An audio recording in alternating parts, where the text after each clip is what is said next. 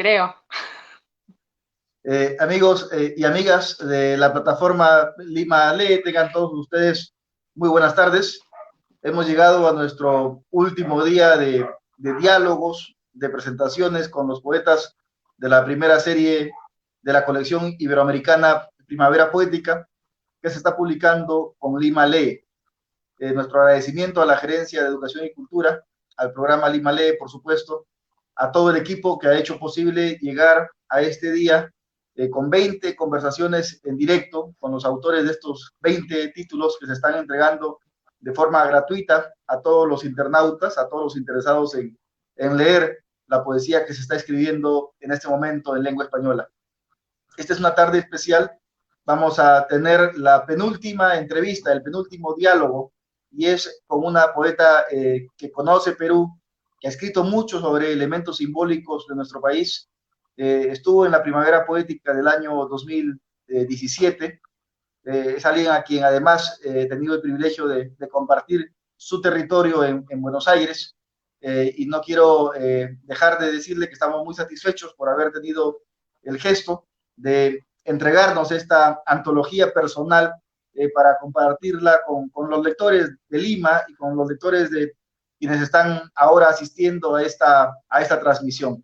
Gracias al poeta Sisto Sarmiento de Primavera Poética por estar replicando en nuestras redes esta transmisión, a Marlon por su paciencia, por supuesto, a Alex Alejandro, que es uno de los culpables por haber logrado llegar a este día de diálogos, y a nuestra invitada, María Casiraghi. María Casiraghi es argentina, ha publicado 7 libros de poemas. El año 2017 publicamos en Lima su antología Vaca de Matadero. Ella además es novelista, es periodista, y hoy vamos a poder disfrutar los próximos 40 o 50 minutos de diálogo con ella. María, buenas tardes. Hola, Harold. Bueno, estoy contenta porque logramos conectarnos los dos Sí, contra todo pronóstico. Y bueno, estoy muy contenta por estar en contacto con Perú, país que quiero mucho. Me gustaría muchísimo más estar ahí, ¿no? Pero bueno, lo que se puede es esto y está muy disfrutable también. la idea de la primavera en la que tú ya has participado es generar estos espacios para poder aprender del otro, ¿no? Para saber cómo está la literatura también escrita en nuestra lengua. Y por eso cuando pensamos en Argentina, eh, intentamos en lo posible pues ser lo más responsable por lo que significa la gran tradición que tiene un país como Argentina, ¿no? El país de Borges, el país de Juan Gelman, el país de tantos poetas a quienes hemos crecido leyendo y admirando, que además a ti como poeta también te carga una responsabilidad por entregarnos obras, ¿no? De arte en el que el sentido, creo, estético tiene que estar eh, muy bien determinado. Yo quisiera saber, María, sé que eres periodista, ¿quién fue primero, la periodista o la poeta? Em, Qué buena pregunta. Yo creo que la poeta, sí. Sí, porque desde chica siempre sentí el impulso de escribir, la necesidad de decir que era en mi diario íntimo de chiquita y con algunos poemas, esos poemas malos de la infancia. Pero sí, no, la poeta. La periodista viene mucho después. Nunca supe que iba a ser periodista hasta que me puse a estudiar periodismo, porque en realidad creo que mi deseo era escribir y encontré en el periodismo una manera práctica y que también estaba muy de acuerdo con mi curiosidad, digamos, soy una persona muy curiosa y que le gusta mucho escuchar. Tengo podría decir que una capacidad de escucha, soy la persona a la cual todo el mundo le cuenta sus secretos. Así que Ese es un por buen eso dato. también, sí, creo que igualmente sí, la poeta fue primero. Claro, O y cómo la que tiene empezó? esa sensibilidad poética, no sé si la poeta, pero Claro, la o sea, la sensibilidad sensibilidad fue desde que nací. la que te llevó al texto y posteriormente al periodismo. Sí. María, pero ¿y cómo empezaste tú, en todo caso, a desarrollar esa sensibilidad? ¿Quiénes fueron tus primeras lecturas? ¿Cuáles fueron los libros que encontraste de repente primero en casa o en la biblioteca de la escuela? Eh, Mira, ¿Cuáles fueron en lo que es los primeros libros que te inquietaron? casualmente, sí, quizá justamente en lo que es la poesía es como al revés, porque en poesía fui descubriendo ya más de grande poetas que me empezaron a emocionar más. De chica no leía muchos poemas más que los poemas tradicionales, escolares, que algunos no dejan de ser grandes poemas, pero Borges, por ejemplo, no leíamos tanto sus poemas, sino sus cuentos. Hablabas de Borges y de Hellman, son dos poetas que admiro mucho y que si tengo que pensar que llevo esa mochila atrás, no escribo, pero Bueno, Girondo, ¿no?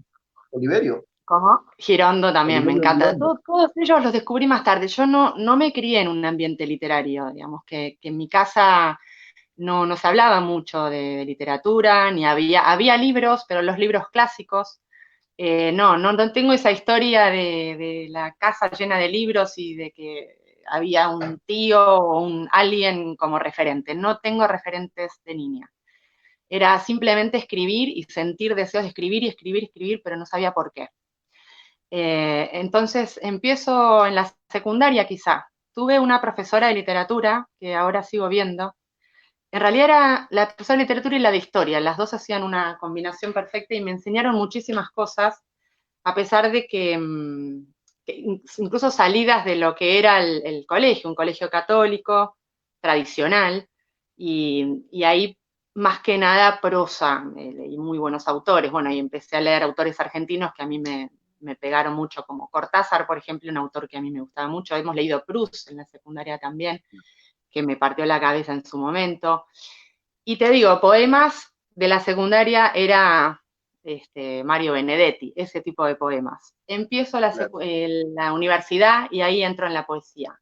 A pesar de que en la carrera de letras el foco no era la poesía, pero he hecho algunos seminarios y sí, la verdad es que ahí me fui entrando en poetas que me empezaron a emocionar desde las argentinas. A mí Olga Orozco me emociona mucho. Alejandra Pizarnik en los comienzos también, ahora no la leo tanto.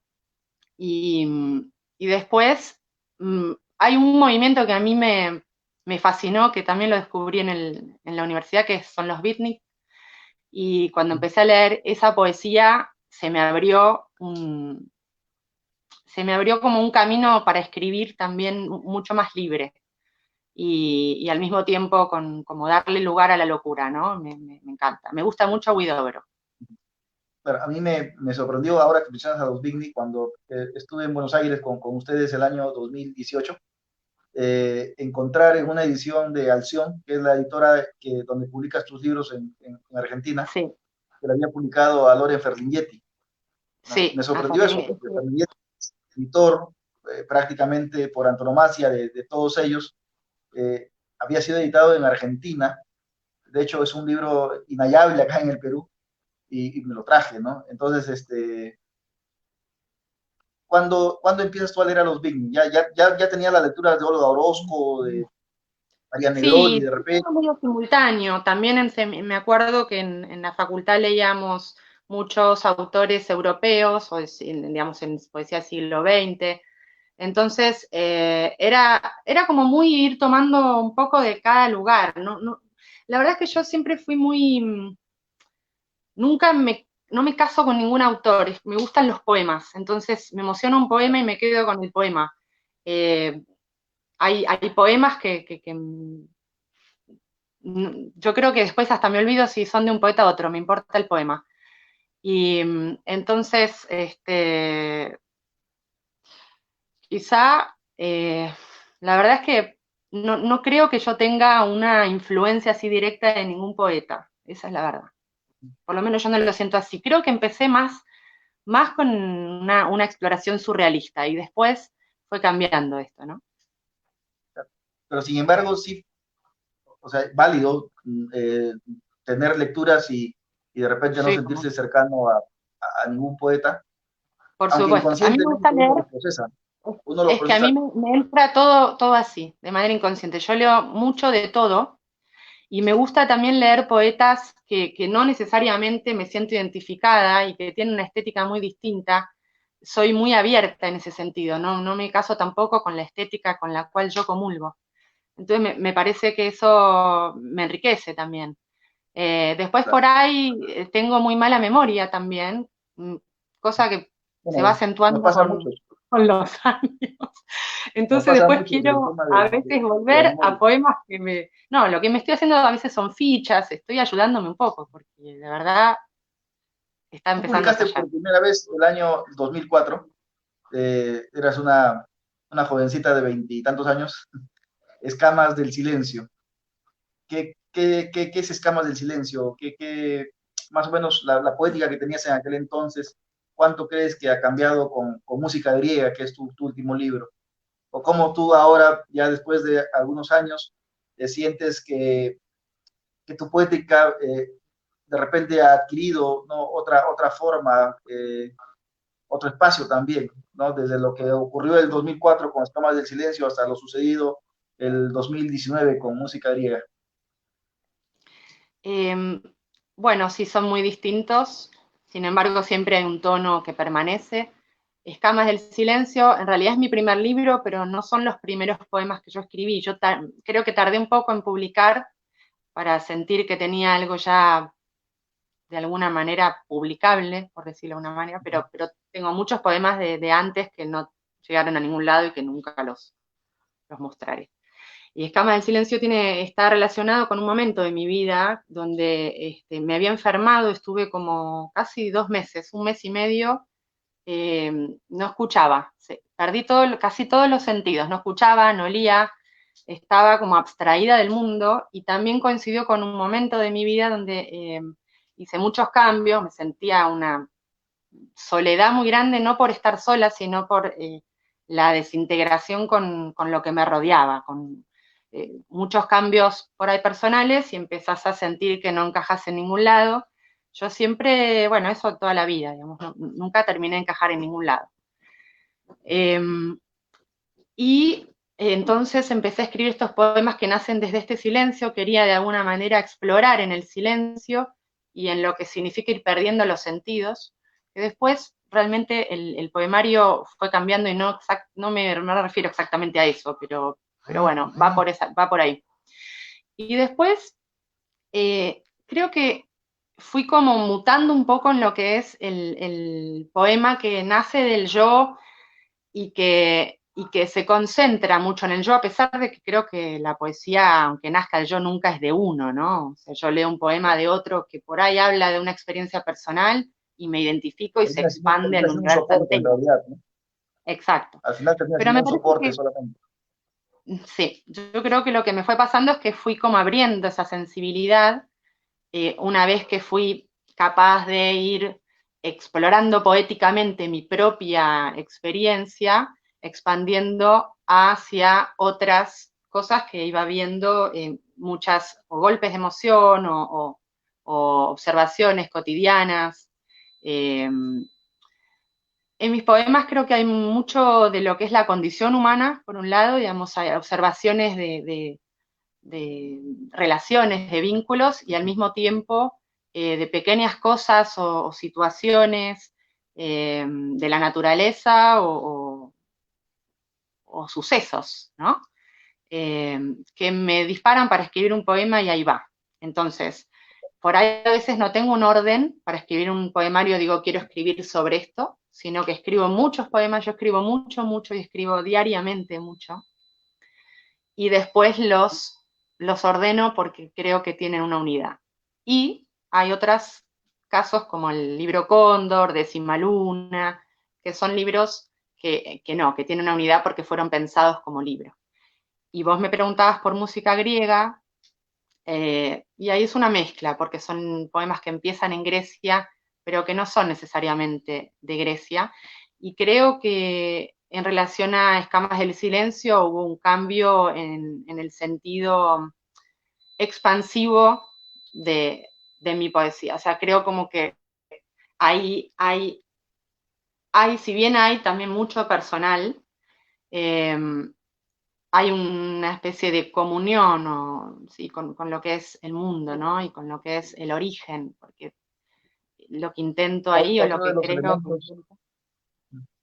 Otro de los ¿Cómo? elementos que también, otro de los elementos que también he podido identificar en tu poética es, por ejemplo, el tema de la maternidad.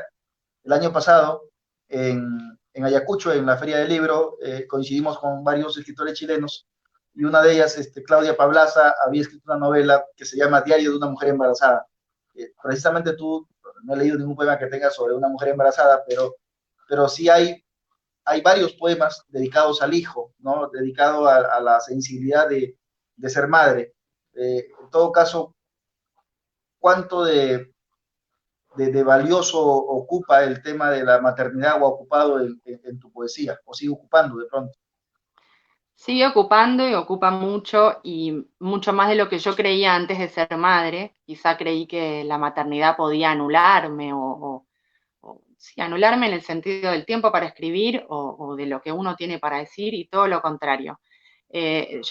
Por ahí yo nunca te llegué a dar, pero tengo un libro que se llama Décima Luna que está enteramente dedicado a mi hijo porque tiene que ver con la experiencia de la maternidad, lo hermoso y lo terrible, todo junto. Desde el momento que concibo, digamos que hay un primer poema que se llama Anunciación, donde hay, bueno, la noticia de que está embarazada, y después hasta el momento que se desprende de toda la décima luna, el embarazo, el viaje, porque hay un viaje embarazada, después el parto, toda la lactancia, hasta que se desprende el hijo y se desteta, digamos, Claro. que es el fin del libro, que termina diciendo, ya no soy tu madre, solo la ráfaga. Y otro también elemento simbólico que encuentro es esa recurrencia al cóndor, ¿no? Incluso hay un libro Cóndor, que es uno de los que a mí particularmente más me pega. ¿Por qué el cóndor? Por qué elegir a esta ave tan de nuestras cordilleras para tratar de desarrollar una propuesta poética? Y ahí me ocurrió, como siempre, empieza, digamos, no es que yo digo quiero hacer un libro sobre el cóndor, sino que fui a un lugar, creo que en algún momento, no, no lo conté en Perú, yo cuando estuve en Perú no tenía todavía este libro, pero lo estaba trabajando.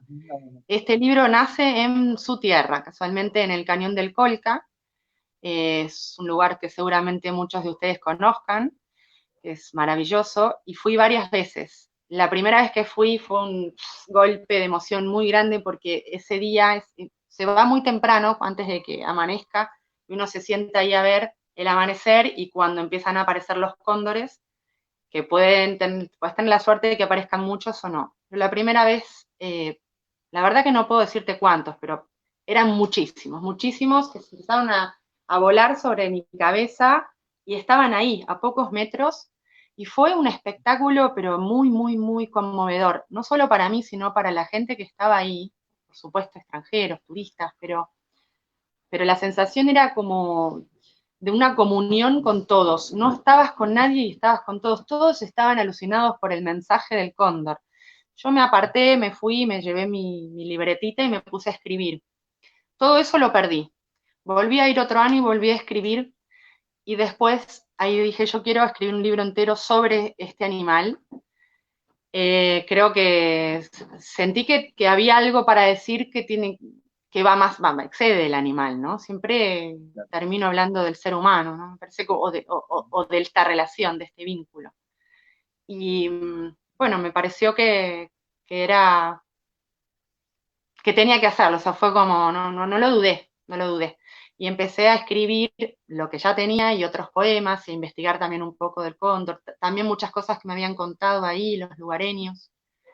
Y bueno, y me apareció también la conexión con el Plan Cóndor y toda esta sistemática matanza en Argentina y en otros lados de América Latina. Entonces, quise también que en el libro estuviera esto presente y hay me parece, bueno, después en los epílogos, voy a leer algunos poemas del Cóndor hoy justamente, así que Claro no que sí, quiero Mari, adelantar te iba a mucho. pedir eso, justo que estamos conectados, Sixto Sarmiento, que es un escritor peruano de Ayacucho, que es miembro de la Primavera Poética, te envía saludos.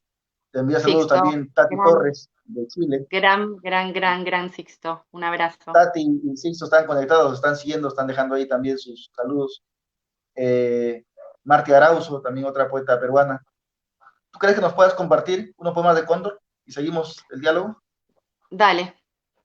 Bueno, ¿cuántos? Invitar, invitarle, no, los que estamos para escucharte, María. Tú eres nuestra Bueno, invitada. les leo Invitar más bien uno. a quienes están siguiéndonos a que si quieren leer la antología personal de María Casiraghi, hay un link aquí en este post que pueden ustedes descargar gratuitamente el libro. Te escuchamos, María, gracias. ¿Por qué no siente la amargura del exilio? Haber sido profanado, cambiar de cruz, de alimento, inquebrantable, sigue su rutina desde el nido al mar, del mar al basural de los humanos, del basural al cielo. Hay que mirarlo una vida entera, verlo volar y lavar el hambre de todas las religiones. Si el confín del cóndor es el cóndor, su cuerpo en el cielo es el único límite de Dios.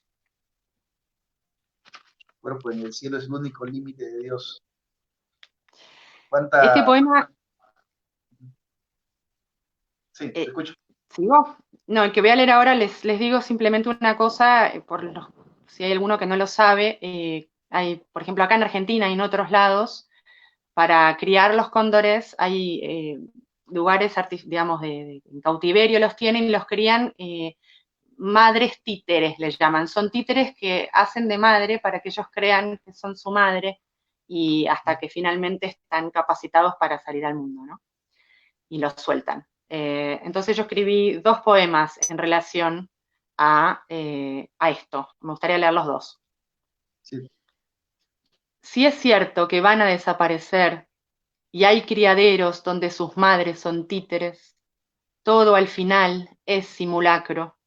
No importa si estás o si no estás, si te aman o si amas. Más real, más verdadero es sospechar el amor y abandonarse en su sensación, que por estar te amen, que al ser amada estés, porque al amar entramos con el cuerpo cosido en la utopía del amado. Y el otro, que es el número 9, detrás del telón, los huevos girando, y el público aplaude a la madre títere. Su falsa preñez le abrirá el mundo al recién nacido.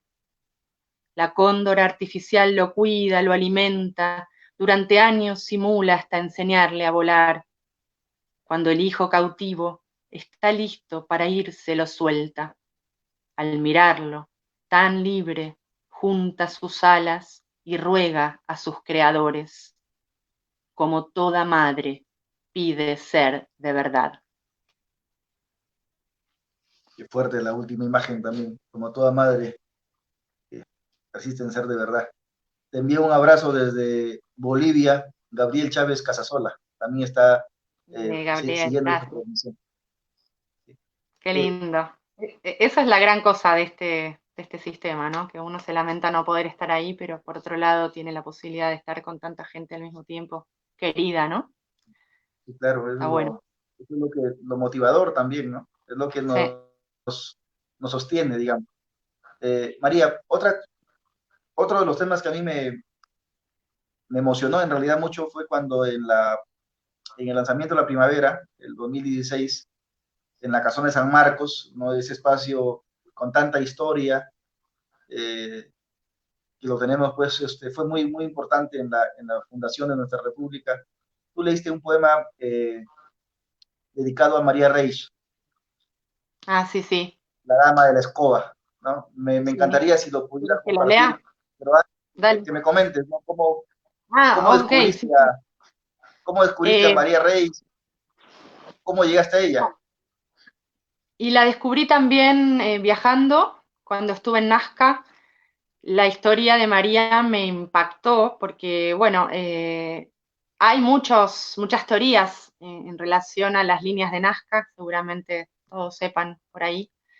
desde extraterrestres, bueno, así hay de todo. Pero la historia de ella, más allá de los descubrimientos que ella pudo hacer, esta mujer que viene de Europa y se instala y se va a la mitad de la nada, en la pampa, a investigar durante un montón de tiempo, ¿no? Años, sola porque nadie le dio ningún apoyo en su momento. Eran esta europea loca qué hace acá, ni los mismos europeos, ni los locales, y ella estaba convencida de que iba a descubrir algo. Y bueno, y cuando empieza a hacer estos descubrimientos, y la verdad que es impresionante. Pero la imagen de ella, por eso también se llama la Dama de la Escoba, porque hay ahí incluso videos que proyectan de ella, y después se puede leer un poco más de la historia, que ella, una mujer que estaba ya, imagínate, así como vestida, casi como una mendiga, porque se instalaba ahí en la pampa, bueno, la pampa, yo le digo la pampa, el- Era una pampa, un desierto. claro, y con una escobita iba barriendo y barriendo la pampa, barriendo la tierra para ir descubriendo las líneas. Y esa imagen es maravillosa. Bueno, a mí me conmocionó esa historia y decidí dedicarle ese poema, se llama La Dama de la Escoba. No sé si quieres lo leo, pero sí, Sí, y eso, bueno, es me otro encantaría. poema que nace en Perú. Tengo varios poemas nacidos en Perú, ¿no? Y la verdad que no, bueno, estuve muchas veces en Perú, pero hay algo ahí, porque no es que yo escribo sobre los lugares que voy, generalmente escribo poemas, no necesariamente, es porque me tocó de alguna manera que me puse a escribir estos temas. La verdad que es así. Y si lo pienso, muchos hay en Perú. Tengo algunos también en Bolivia, pero más o menos relacionados porque son también de la parte andina, ¿no? Que es como una Pero misma no, sí, cultura. me encantaría que nos compartas La Dama de Escoba, bueno, y algún otro poema que Dale. tengas de repente también inspirado en esta tierra que siempre está de brazos abiertos para ti y para todos los poetas hermanos. Ok. Voy a leer. Mira, este poema no lo leo nunca, lo voy a leer hoy también, además de que también es de Perú, pero estoy buscando La Dama de la Escoba. Acá está. Em, La Dama de la Escoba. Está dedicado a una poeta amiga, Silvia Castro, y empieza con una especie de acápite, epígrafe, donde explica un poquito quién era María. Dice, María Reiche dedicó su vida a develar el misterio de las líneas de Nazca. Pasaba temporadas en el desierto barriendo la pampa en busca de las figuras que hoy todos conocemos. Desde entonces se la llama la Dama de la Escoba o Dama de la Pampa. Dormía sola bajo las estrellas. Hurgaba calendarios perdidos que brotaban desde el fondo de la tierra, mujeres y hombres como tubérculos recién paridos desde el útero del polvo a la superficie arenosa de la existencia. Cambió su ropa por harapos, cuna de oro por lecho de paja, con la escoba entre sus manos, lúcida y vidente, liberó al pasado del paso del tiempo, desenterró animales y astros gigantescos en la soledad de su fe. Fue una incomprendida, tan inhumana, tan escandalosa. No era de aquí, María, así todo se dejó seducir por la piel de un continente adverso y barrió hasta el último día. Ahora es ella también un enigma y una moraleja. Quien no teme desentierra el pasado, quien no teme lo vuelve a enterrar. Dicen que en las noches claras todavía se la ve y nadie sabe quién la ha dibujado.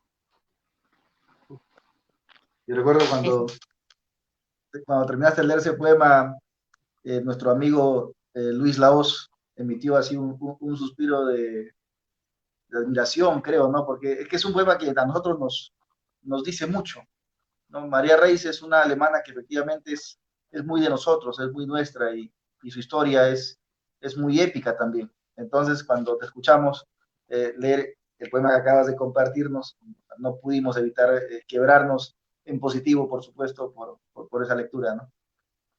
Ah, te seguimos bueno, escuchando.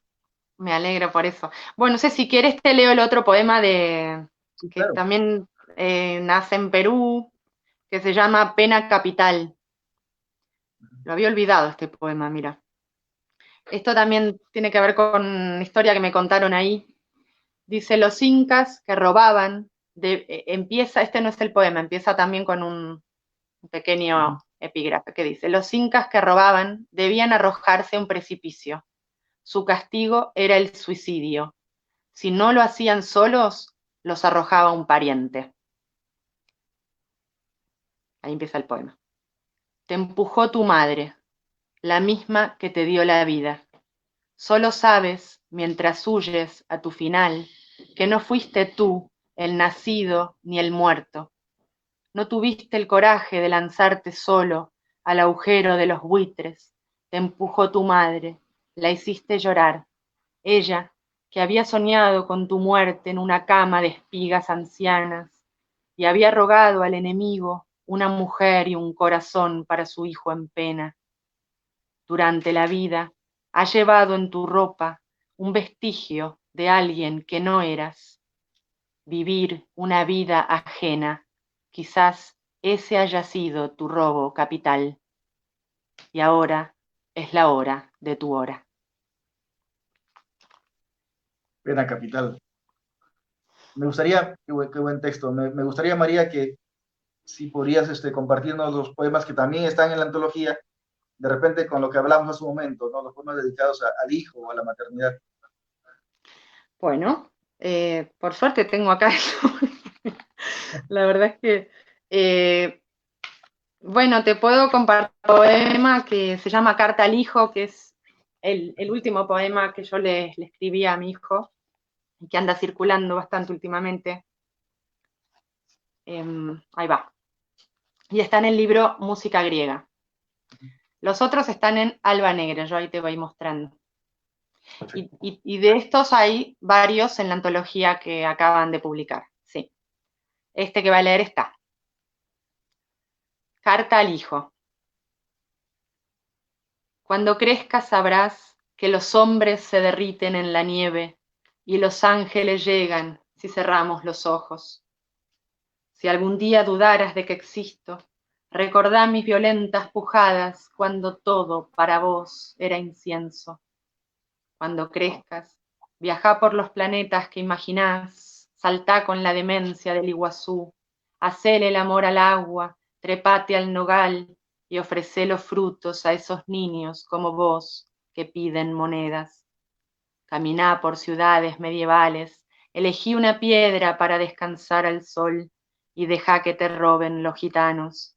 Si los ves en su tierra, sabrás que solo eran nómades sus penas. No te dejes denigrar y no denigres. Distinguí siempre el amor de la lástima, la cobardía del miedo, el veneno del remedio y el olvido del perdón. Y no temas morir, ni que yo muera. El más allá es solo un bello lugar del que nadie ha querido volver. Esta noche de luna, la luna me mira 2 veces y me dice que es tiempo de abrir una distancia. Que no te me parezcas, hijito, que no te me parezcas. Ese final también es inquietante, ¿no? Que no te me parezcas. Lo correcto, lo usual o lo conservador es que tanto la madre como el padre quisiera que el hijo se le parezca y lo mejore de pronto, ¿no? Pero aquí, sin embargo, en el texto dice lo contrario, que de repente también tiene que ver con una lectura de la historia, ¿no? O sea, mejórala, algo así, no Puede sé. ser, puede ser. Es interesante esa lectura, sobre todo pensando en el libro en que está, que es un libro donde la historia aparece. Y dice, hay un verso que dice algo así como, tan diminuta parece de arriba la historia que con solo mirarla la domesticas. Y hay como un giro que se hace sobre la historia y sobre el origen, ¿no? Sobre todo pensando en Occidente. Y no sé. Hay otro poema que también me gusta mucho que es puedes leer el que tú quieras, ¿no? Si yo estoy lanzando No, dime sugerencias. mejor, prefiero que me La digas vos. bandera. Ah, La la lavandera, lavandera. sí, Pero ese no lo tengo acá. Loba de mar. Si querés buscarlo. eh, Si querés charlamos y me lo busca acá en Teuco. Pero no lo tengo. un abrazo No. para Tegu, que también ya va a estar acá siendo interrogado públicamente.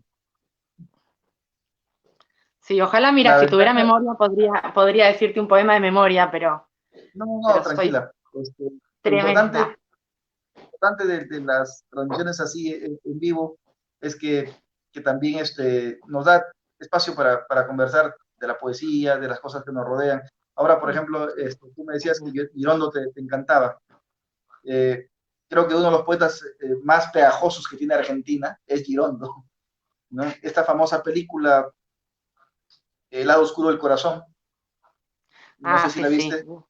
La vi hace muchos años, sí, sí. Me acuerdo, Es son poemas, poemas. toda De Manuel una Arias, escritura, ¿no? ¿Quién es?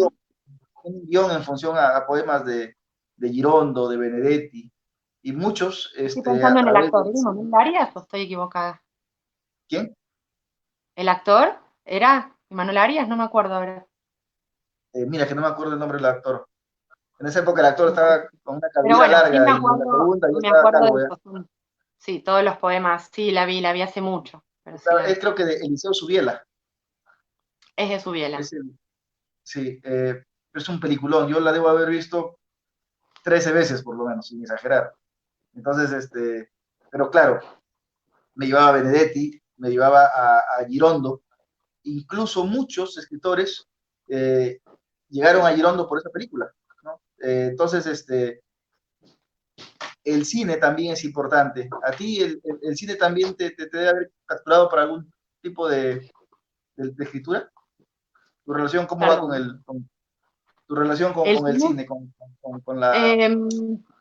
hubo un momento de mi vida particularmente, y puede ser, veía mucho cine y mucho cine de autor, eh, de distintos autores y distintas estéticas.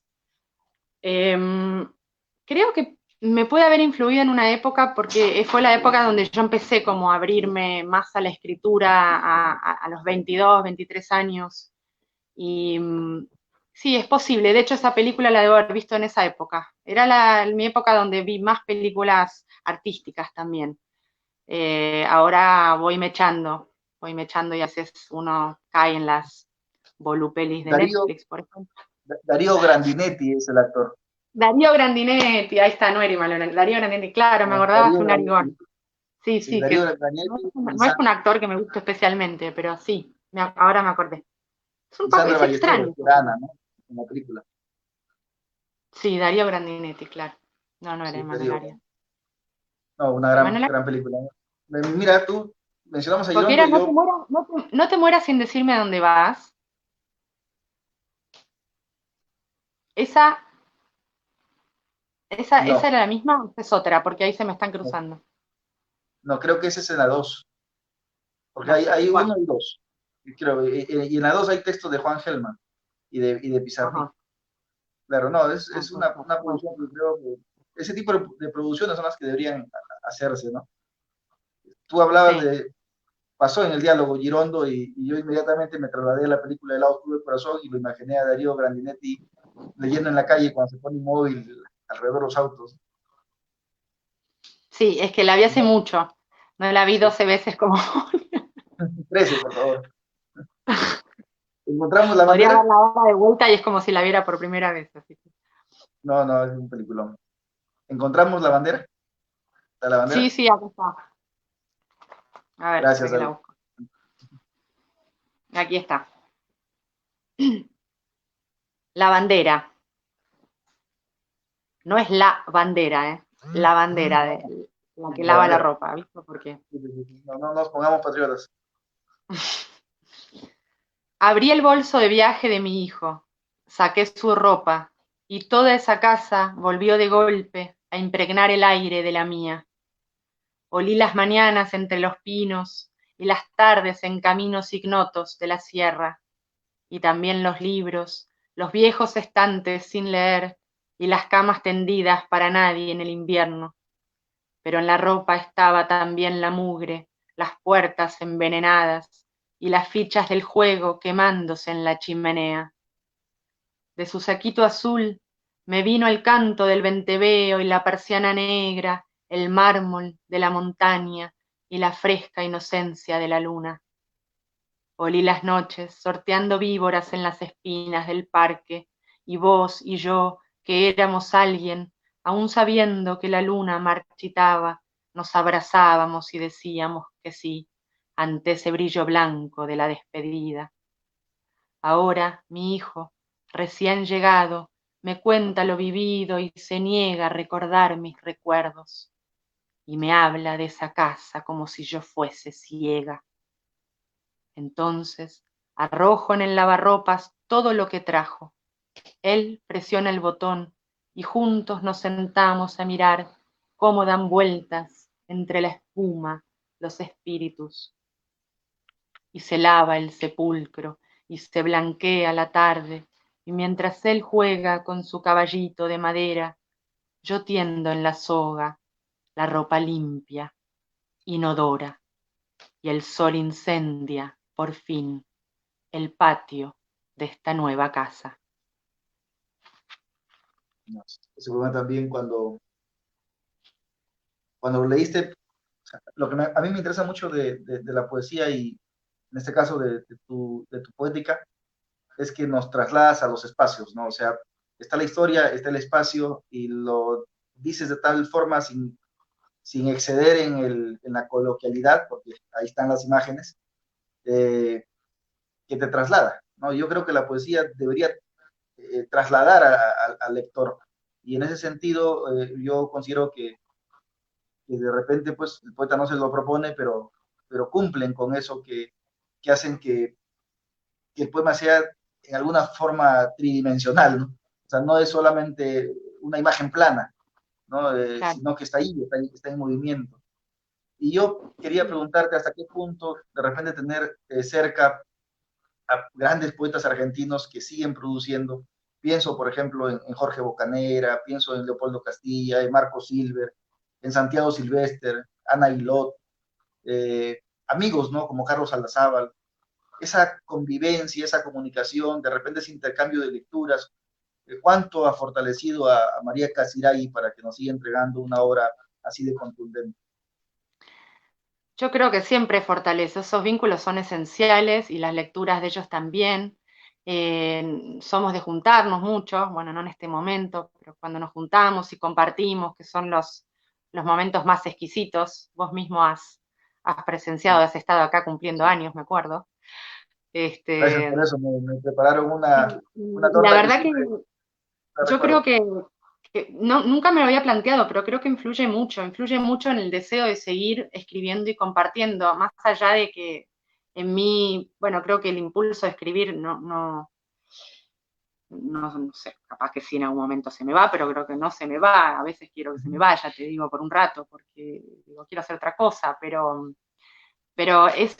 esos encuentros, esas lecturas y esa confluencia sí, grandes poetas del momento que quiero y admiro, No, creo que sí, que también me constituyen, por supuesto. no, y qué privilegio tenerlo cerca, ¿no? Acá cuando uno piensa en Argentina, vienen los nombres que acabo de mencionarte, ¿no? El maestro Silver, Santiago, ¿no? Sí. Teuco, o sea, son Hugo Francisco Rivela, o sea, son poetas que uno ya aprendió a conocer y a seguir de la pista. Entonces, considero de que, claro, por supuesto, tú estás ahí, los tienes cerca, Yo participan. aprendo mucho de ellos y escucho mucho también, porque siempre además surgen historias de poetas que los antecedieron a ellos, que estuvieron con ellos y es maravilloso, es como estar ahí, es como estar en otro tiempo también. No, yo Y recuerdo mucho esa primera noche que estuve en casa de ustedes en Buenos Aires y al día siguiente también creo 2 mesas maravillosas llenas de poetas a los que yo los había leído pues en libros, ¿no? Y de repente estábamos compartiendo todos la mesa y fue algo muy, muy grato y bueno, la poesía te entrega ese tipo de satisfacciones, ¿no? Ahora mismo te envía saludos Javier Oquendo Troncoso, Javier también está compartiendo con nosotros esta transmisión. Envía Va a saludos a venir más Ceci tarde. Mosa, la poeta Más tarde la activa. entrevistas a él, ¿no? Lo vamos a escuchar. Sí, no, con Javier cerramos este primer ciclo de presentaciones. Con él vamos a volver a las 5 de la tarde. También es un diálogo que estoy seguro que como este que estamos ahora disfrutando va a entregarnos mucho. Me gustaría, María, que nos sigas compartiendo poesía. Todavía tenemos algunos minutos. Tú elige ya el poema, yo ya me abstengo de Uf. hacer pedidos. Bueno, uno más, Dos más. dos más.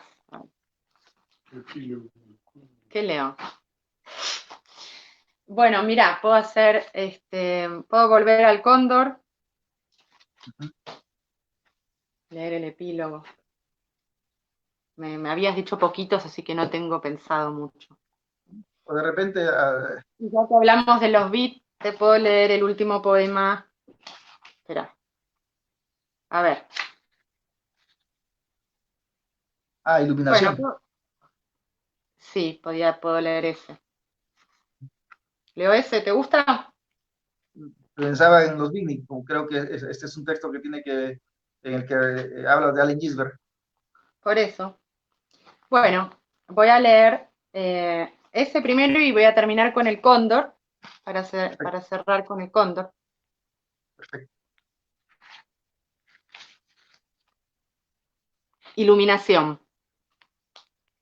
Una tarde, con mis 20 años, en un libro, Allen Ginsberg contaba visiones.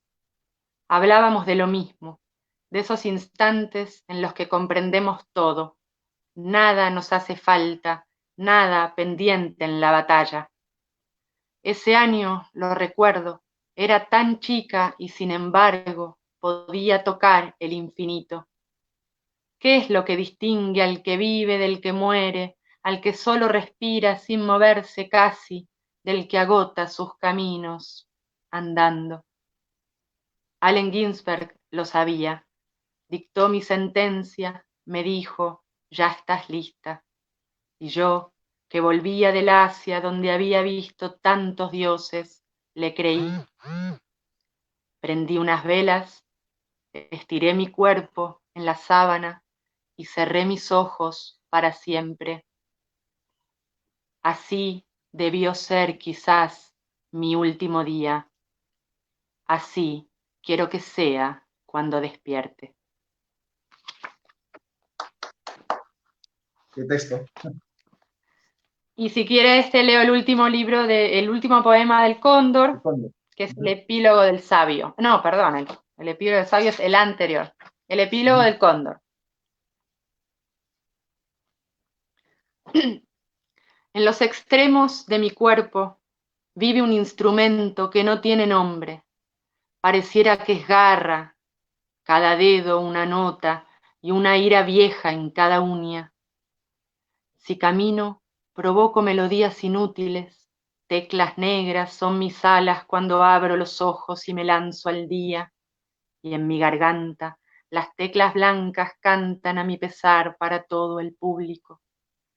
Soy el silencio, soñando ser alguien en la música, una palabra dicha a tiempo, esa que salva a los humanos justo antes de tirarse desde el puente. El día es vasto y muevo la cabeza, la giro, la revuelvo y después la zambullo en la carroña. En mi sombra también soy cóndor. La oscuridad, si vuela, puede alumbrar el mundo. María, muchas gracias por ese poema y por ese final, sobre todo, mira, me atrevo a hacer un símil con lo que acabas de pronunciar. La oscuridad, si vuela, puede alumbrar el mundo. Estamos ahora sobreviviendo a un momento de oscuridad. La oscuridad, lamentablemente, nos ha tocado a todos, pero sin embargo, desde esta trinchera, ¿no? Desde la poesía, desde tu espacio, desde el mío, desde los espacios de los 17 países que van a participar en esta primavera, pretendemos en algo alumbrar el mundo. Y eso es algo que a nosotros nos mueve, ¿no? Y nos impulsa para tratar de darle otro sentido a esa oscuridad. Y creo que la poesía Sí, también es es eso, un ¿no? poco la Darle otro poesía, sentido. justamente. Sí. He disfrutado mucho con este diálogo, María, con esta lectura. Extrañaba escucharte leer tu poesía. Gracias, Muchas Harold. gracias por estos tiempos, por estos minutos.